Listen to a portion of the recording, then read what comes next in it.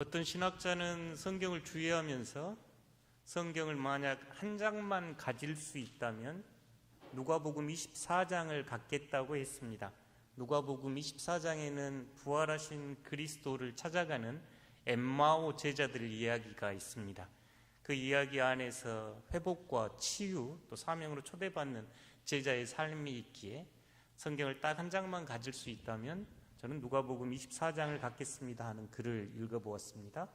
그 글을 읽으면서 저에게 만약 성경을 한 장만 가져라 한다면 어떤 장을 가질 수 있을까 하고 제 스스로 질문을 해보았습니다. 여러분은 어떠신가요? 한 장만 성경 가질 수 있습니다. 그러면 어떤 성경에 어떤 장을 선택하고 싶으신가요? 그리고 왜 그런가요? 저에게 딱 한 장만 성경을 가지라 한다면 누가복음 15장을 가지고 싶습니다. 누가복음 15장을 묵상할 때는 그 안에서 하나님의 놀라운 은혜와 자비, 긍휼을 경험하게 되고 또 그 안에서 아버지를 떠난 내 자신, 잃어버린 나를 발견하기도 하고 또 내가 어떻게 회복되었을 때 하나님께서 얼마나 기뻐하신가 하는 모습이 누가복음 15장에 있기에 이 누가복음 15장을 묵상할 때면 저에게 큰 은혜가 있습니다. 그래서 딱 한 장만 가지라 한다면 이 15장을 갖고 싶습니다 할 정도로 이 복음을 좋아합니다. 이 복음은 신약 성경 안에서 하나님의 마음이 가장 잘 드러난 복음이라 이야기합니다. 15장에서 거듭되는 반복되는 단어는 잃어버림, 되찾음, 기쁨이라는 이 주제어가 반복됩니다. 어느 자리에 예수님과 죄인 세리들이 함께 있을 때 그것을 본 서기관과 바리새인들이 예수님이 죄인들과 함께 밥을 먹는도다 하는 그 비난에 대하여 예수님께서 세 가지 비유 들려주십니다. 첫 번째 비유는 양을 잃어버린 목자가 99마리 양을 남겨두고 찾는 이야기.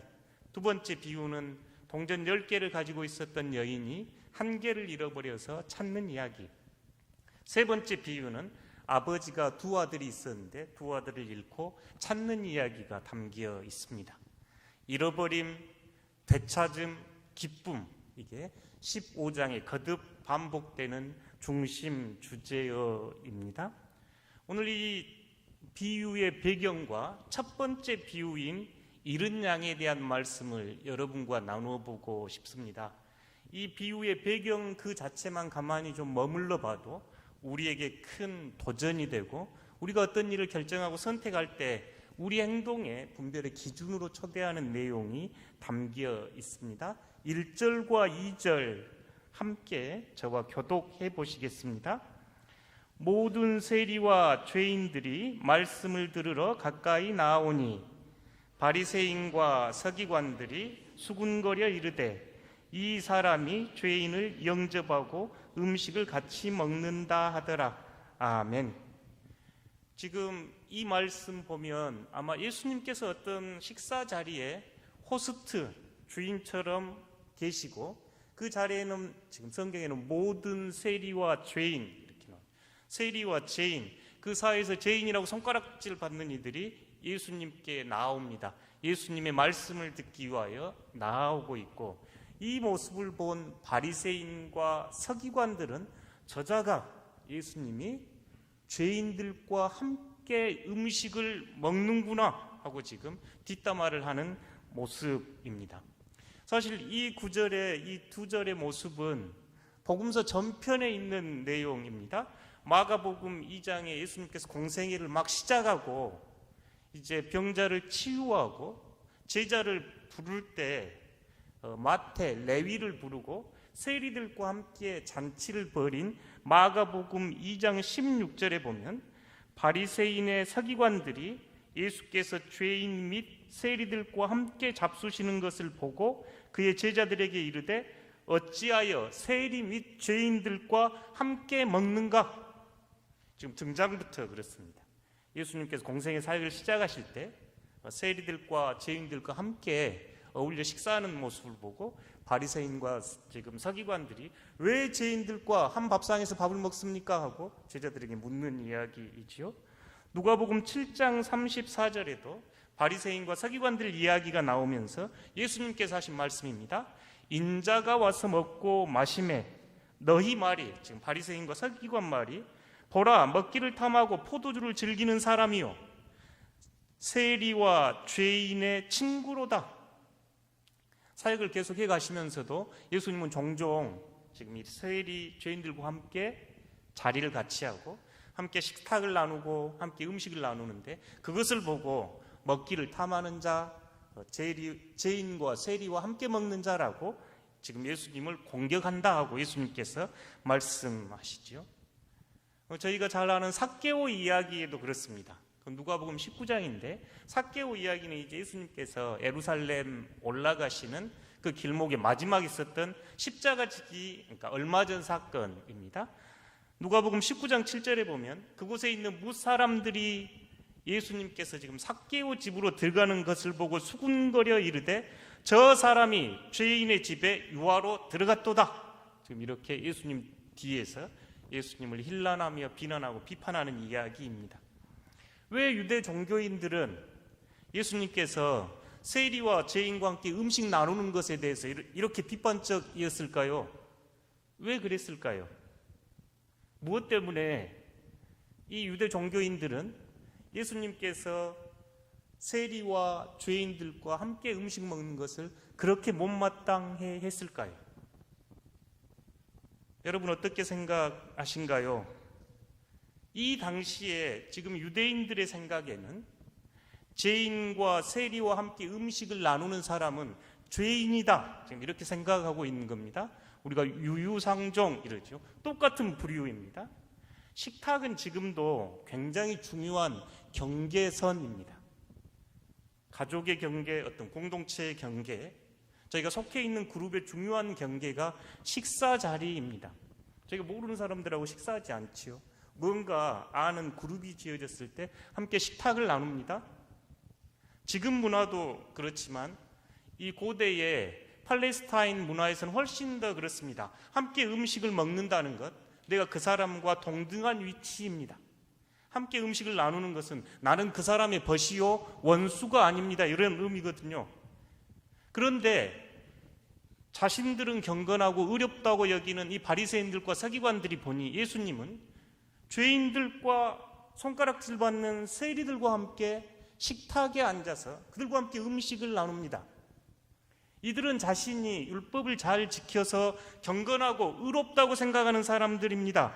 죄인과 어울리는 것은 경건하지 못한 일이요, 죄인들에게 물들 일, 위험한 일이니 함께할 수 없는 일입니다.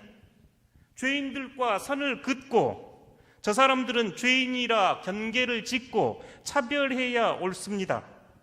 그래서 그들은 율법을 지키지 못한 죄인이라고 하는 이들에게 매우 배타적이었고 매우 공격적이었고 폐쇄적이었습니다. 성경에서도 같은 사람들을 이야기하는데 유대인 이러면 예루살렘과 율법을 잘 지키는 사람들입니다. 이스라엘인 그러면 저 북쪽 갈릴리 사람을 포함해서 율법을 잘 지키지 못한 사람들입니다. 사마리아인 그러면 개나 돼지 취급했습니다. 유대 종교인들이 보기에 세리와 죄인은 매우 위험한 사람, 율법을 지키지 않는 사람, 자신들의 사회를 위태롭게 할 수 있는 사람이었기에 그 사람들하고 선을 긋고 만나지 말았어야 하는데 예수님이 그들과 함께 있습니다. 반체제 인사처럼 보였던 거죠. 그래서 그들을 공격합니다. 세리와 죄인과 함께 먹는다 하는 말에는 그 모습이 담겨 있습니다. 사실 그들이 보인 태도 안에는 하나님의 은혜와 사랑은 없습니다. 예수님께서 이 땅에서 보여주시고 싶었던 삶은 하나님의 조건 없는 사랑이었고 하나님의 그 조건 없는 사랑을 신뢰하는 삶이었습니다. 그러나 이 유대 종교인들은 율법이라는 울타리를 치고 그 안에서 안주하려고 하면서 하나님 나라 공동체로 초대받는 모든 이들을 거절하는 모습입니다. 오늘 복음에서 세리와 죄인을 대하는 태도가 극명하게 대조를 이룹니다.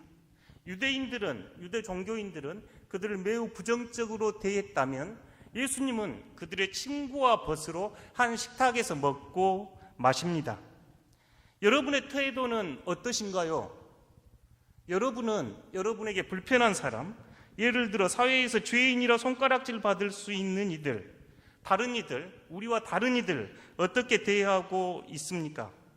여러분은 이주민 노동자를 어떻게 대하고 계신가요? 사회적 약자는 어떻습니까? 사회의 소수자들은 어떻게 대하신가요? 장애인들을 어떻게 바라보고 어떻게 생각하고 계신가요? 유대 종교인들처럼 사회에서 필요 없는 사람, 내 삶과 내 밥그릇을 위협하는 사람, 자신들의 삶을 더럽히는 존재라 여기신가요? 아니면 오늘 예수님처럼 그들과 함께 식탁에 앉아서 그들과 함께 식탁을 즐기는 환대를 통해 우정과 사랑을 나누는 삶을 선택하고 있는가요? 오늘 비유가 시작되는 이 자리에서 예수님은 우리를 초대합니다. 여러분은 예수님의 제자이고 예수님을 따르기 원하신다면 유대 종교인처럼 행동해서는 안 됩니다. 교회와 세상을 나누고 교인과 비종교인을 나누고 자신들은 의인화시키면서 타자를 차별하고 경계하는 모습은 유대 종교 지도자들의 모습입니다. 예수님의 모습이 아닙니다. 예수님이 끔찍이 싫어하셨던 모습이 이런 유대 종교인들의 위선적인 태도였습니다. 여러분은 삶에 어떤 것을 결정하고 분별할 때 이 예수님의 삶을 기준으로 삼으시겠는가요? 말은 예수님을 믿고 구주로 고백하면서도 유대 종교인처럼 나와 다른 이들 차별하고 공격하고 경계선을 짓겠습니까? 아니면 그 경계를 넘어서서 그들의 친구와 벗이 되어 주시겠습니까? 그런데 곰곰이 생각해 봅니다. 왜 유대 종교자들은 그렇게 오랫동안 말씀을 묵상한 이들이었고 율법을 잘 지키려고 했던 이들인데 왜 그렇게 죄인들을, 세리들을 경계선을 짓고 하나님의 은혜와 사랑을 깨닫지 못했을까? 그들은 무엇 때문에 그랬을까 하는 질문이 듭니다. 왜 그랬을까요? 저희가 행동은 마음에서 나옵니다. 우리의 태도는 마음에서 나옵니다. 우리의 마음 안에는 사랑과 두려움 두 가지가 있습니다. 우리의 행동은 마음에서 드러나는데 그 마음 근저에는 사랑과 두려움 두 가지가 있습니다. 사랑에서 드러나는 행동인지 두려움에서 드러나는 행동인지 분별해 볼 필요가 있습니다. 이 이야기는 성경적 인간관에 근거한 이야기입니다. 창세기에 드러난 창조 이야기는 매우 아름다운 사랑 이야기입니다. 하나님이 세상을 창조하신 이야기, 저희 사람을 창조한 이야기에는 사랑의 흘러넘침입니다. 삼위일체 하나님의 사랑이 흘러넘쳐서 보이는 창조 세계가 창조되었고 저희 또한 하나님의 형상을 지닌 고귀한 존재로 사랑받는 자로 이 땅에 태어났습니다. 우리 안에는 사랑의 큰 힘이 있습니다. 반면에 죄의 이야기는 두려운 이야기입니다. 죄를 짓고 그들에 대해서 심판이 내려졌고 그들에 대해 처벌이 내려졌을 때 가인에게 처해졌던 가인의 고백은 우리들이 귀를 기울여 볼만합니다. 창세기 4장에 나오는 가인은 형제를 살해합니다. 끔찍한 일이죠. 형제를 살해하고 그에게 이제 하나님께서 벌을 내리시자 창세기 14장 14절에서 가인의 고백은 이렇습니다. 내가 주의 낯을 배웁지 못하리라. 하나님과의 관계가 단절됐고 두 번째 이야기는 물은 나를 만나는 자마다 나를 죽이겠나이다. 왜 가인을 만나는 자가 가인을 죽여야 한가요? 가인 안에는 이제 하나님과의 단절 그리고 세상과의 단절로 깊은 두려움이 자리 잡고 있습니다. 사람들이 나를 만나면 나를 죽일 겁니다. 자신이 아벨을 죽였거든요. 우리 안에 있는 깊은 죄의 뿌리들입니다. 우리 안에 있는 깊은 두려움은 하나님의 자리가 아닌 우리의 죄의 자리입니다. 그리고 이 가인이 머물렀던 땅은 에덴 동편의 놋 땅, 유리방황하는 뜻을 가진 놋 땅에 거합니다. 뿌리 내리지 못하고 정착하지 못하고 이것저것으로 부평초처럼 떠다니면서 두려운 세상을 살아간 이야기가 가인 이야기입니다. 저희가 일상을 살아가면서 익숙하지 않는 것, 두려움을 느끼는 것은 자연스러운 일입니다. 두렵고 불안한 것 자연스러운 일이지만 두려움의 뿌리를 두고 행동할 때 우리 행동은 이 유대 종교인처럼 매우 폐쇄적이고 차별적이고 배타적이고 공격적입니다. 저희 안에는 사랑과 두려움의 두 근원이 있는데, 두려움에 따라 행동을 할 때는 매우 폐쇄적이고 매우 공격적이고 매우 배타적입니다. 몽골 속담에 성을 쌓는 자 망하고 길을 내는 자 흥한다 하는 표현이 있습니다. 지켜야 할 것이 있기에 빼앗겨야 할 것이 있기에 성을 쌓고 지키려고 하면 망한다는 표현이지요.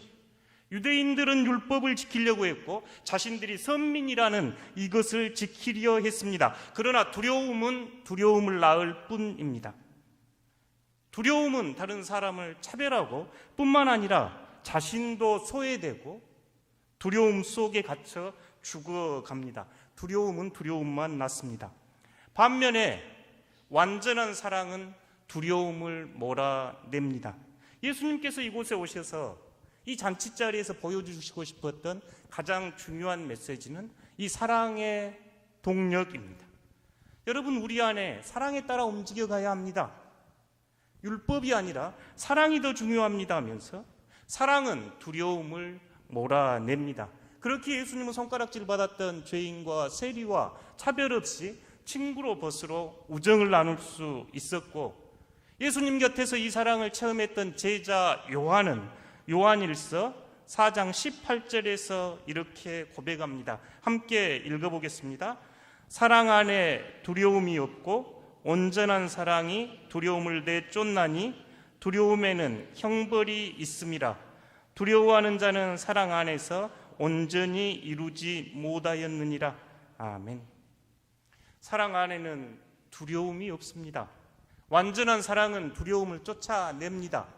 저희가 두려움 안에는 형벌이 있고 두려워하는 자는 온전한 사랑을 이루지 못한다 말씀합니다. 여러분, 우리가 무언가를 행동을 하고 어떤 태도를 취할 때 그 중심의 뿌리를 잘 보셔야 합니다. 선한 일이든 악한 일이든 명분이 좋은 일이든 명분이 나쁜 일이든 그 중심에 두려움이 있는지 사랑이 있는지 살펴보셔야 합니다. 예수님은 사랑에 깊이 뿌리박고 사랑을 조건 없이 드러내는 삶을 사셨기에 그 식탁에서 죄인과 세리와 함께 있을 수 있었습니다. 그러나 유대 종교인들은 두려움의 뿌리를 두고 있었기에 자기 방어적이고 폐쇄적인 성을 쌓고 소외와 단절을 경험할 뿐입니다. 참된 사랑 안에는 두려움이 없습니다. 우리가 일상을 살아갈 때 어떤 태도와 행동을 할 때 이 사랑과 두려움은 좋은 분별의 기준이 됩니다. 우리가 뭔가를 결정할 때 하나님께 영광 올려드리는 삶 살고 싶습니다. 하나님의 뜻을 묻습니다. 이럴 때 우리가 우리 삶에 구체적으로 하나님의 사랑의 뿌리를 두고 있는지 아니면 내 안에 어떤 두려움 때문에 그런 결정을 하는지 들여다볼 필요가 있습니다. 예수님께서 들려주시는 세 가지 비유 안에는 두려움이 아닌 사랑으로 초대하고 조건 없는 하나님의 사랑 이야기가 담겨 있습니다. 그렇게 저희가 이 비유를 읽고 묵상할 때 하나님 사랑에 깊이 뿌리 내려야 하겠습니다. 첫 번째 비유는 잃은 양 비유입니다. 3절에서 6절 저와 함께 교독해 보시겠습니다. 예수께서 그들에게 이 비유로 이르시되 너희 중에 어떤 사람이 양 100마리가 있는데 그 중에 하나를 잃으면 99마리를 들에 두고 그 잃은 것을 찾아내기까지 찾아다니지 아니하겠느냐. 또 찾아낸즉 즐거워 어깨에 메고 집에 와서 그 벗과 이웃을 불러 모으고 말하되 나와 함께 즐기자. 나의 잃은 양을 찾아내었노라 하리라. 아멘. 저희가 이 비유는 너무나 유명한 비유고 교회에서 종종 잃은 양 찾기 전도 축제할 때 종종 쓰이는 비유이지요. 실제로 양을 제가 잘 몰라가지고 진짜로 그런지 언제 동물학자를 만나면 좀 들어보고 싶습니다만 양은 시력이 매우 나쁘다고 하네요. 그래서 한 10m 정도밖에 보지를 못하고 외관상 보면 양은 등치는 큰데 발이 작지요. 그래서 잘 넘어진답니다. 넘어지면 일어나지도 잘 못하고 또 다른 동물과 비교해 보면 양은 달리기를 잘하거나 또 그 뿔이 있어가지고 이렇게 하지도 못합니다. 물론 적이 공격을 하면 때를 대열을 맞춰가지고 방어하지도 못하지요. 실제 양을 키운 분 이야기를 좀 들어보고 싶습니다만, 제가 본 유일한 양은 농대 뒤에 시커매가지고, 그래서 정말 이 양이 정말 어떤 모습이길래 이제 양을 이렇게 생각해 보는 그 성경에서 종종 저희들을 양으로 비유하고, 또 예수님께서는 제자들을 보낼 때 목자 없는 양같이 유리방황하는 그들에게 가라 이렇게 하시기도 하셨고, 또 예수님도 스스로 선한 목자 이렇게 말씀하셨고, 구약 성경에서도 하나님을 표현하는 대표적인 표중 중에 하나가 선한 목자셨죠. 시편 23편에 여호와는 나의 목자, 또 에스겔 34장에 보면 선한 목자와 악한 목자를 나누면서 목자 비유들이 종종 등장합니다. 100마리 양을 키우는 한 목자가 양 한 마리를 잃어버렸습니다. 여러분 중에 99마리 있으니 그 한 마리 잃은 거 너무 걱정하지 마십시오, 이럴 분도 계실까요? 그러지는 않겠죠. 자녀 10명이 있는데 한 명이 매우 아픕니다. 9명 건강하니까 그 한 명 냅둬 버리십시오, 이런 부모 없겠지요. 그 한 명이 아프면 다 아픈 거지요. 어느 해 몽골을 갔을 때 몽골 목동들이 양치는 모습을 보았습니다. 몽골은 사막이 많고 광야지대라 목초지가 있으면, 물이 있으면 인근의 양들이 함께 모여서 물을 마시는데요, 물을 마시고 풀을 뜯고 갈라져 갈 때는 자기 양끼리 다 흩어져서 갑니다. 매우 신기했습니다. 500마리, 1000마리가 되는 양들이 함께 섞여 있다가 헤어질 때는 쫙. 그래서 궁금해서 여쭤봤습니다. 어떻게 이렇게 500마리, 1000마리 되는 많은 양들이 헤어질 때는 다 자기 목자를 이렇게 찾아간가요? 그랬더니 오히려 그분들이 이렇게 되물었습니다. 그럼 니는 많은 사람들이 있는데 너 자식 섞여 있으면 못 알아보냐? 이러는 거죠. 저희가 이 교회 학교가 뭐 해도 앞에서 100명이든 200명이든 내 자식만 보입니다. 목자에게 양은 그렇습니다. 목자에게 양 한 마리 한 마리는 너무너무 소중한 내 자식과 같지요. 실제로 이 이스라엘 목자들은 양에게 이름을 붙여 부르기도 했고, 양 한 마리 한 마리는 어떤 경제적 가치를 뛰어넘는 내 자녀와 같은 모습이었기에 성경에서 목자와 양의 비유를 종종 들려주곤 합니다. 이 목자에게 양 99마리보다 이 한 마리가 더 귀해서가 아니라 이 한 마리가 너무너무 귀하기 때문입니다. 그래서 오늘 성경에 보니 목자는 그 양을 찾기까지 찾아 나섭니다. 양이 잃고 양은 달리기를 하지 못하고 방어 능력이 없고 들짐승의 밥이 되기 쉽지요. 양이 가 있는 곳은 위험할 가능성이 많습니다. 목자가 99마리를 남겨두고 그 한 마리를 찾아 나서는 것 위험한 일이지요. 도전적인 일입니다. 들짐승을 만날 수도 있고 험한 줄령을 넘어야 합니다. 그럼에도 이 목자는 포기하지 않고 그 양을 찾아 나섭니다. 이 마음이 하나님 마음입니다. 하나님께서는 여러분 한 사람 한 사람을 소중하게 사랑하시고 너무너무 귀중하기에 99마리 양을 들에 두고라도 한 마리를 찾아 나선 목자처럼 여러분을 끝까지 찾아내고 여러분을 어깨에 메고 돌아와서 그 기쁨을 나누는 하나님 이야기를 예수님은 이 비유를 통해서 들려주고 싶습니다. 하나님의 놀라운 은혜입니다. 목자의 어깨에 매어 있는 양을 이렇게 생각해 봅니다. 내가 내 발로 신앙을 회복하고 교회에 왔을까? 오늘 이 비유는 아닙니다, 여러분. 하나님께서는 여러분 한 사람 한 사람을 놀랍도록 사랑하셨고 목자가 그 잃은 양을 찾아 헤매고 험한 산 줄령을 넘듯이 여러분 한 사람 한 사람 찾아서 어깨에 메고 그 기쁨으로 이 자리에서 예배드립니다 하고 예수님의 비유는 우리에게 들려줍니다. 5절, 6절, 7절에서 거듭되는 말씀은 기쁨입니다. 목자가 양을 찾고 기뻐하고 그 기쁨을 혼자만 갖고 있지 않고 이웃과 벗을 불러 나누고, 뿐만 아니라 이 비유를 통해서 하나님께서는 죄인 한 사람이 회개하고 돌이키면 의인 99으로 인한 것보다 더 기뻐하겠다 하는 이 기쁨의 언어를 연속 5절, 6절에서 7절을 사용하시면서 우리에게 그 기쁨에 동참하라 합니다. 사랑하는 성도 여러분, 어떻게 하면 우리가 이 하나님의 마음을 가슴으로 품고 이 기쁨에 동참할 수 있을까요? 우리는 오늘 복음을 통해서 큰 도전을 받습니다. 첫째, 예수님처럼 행동해야 합니다.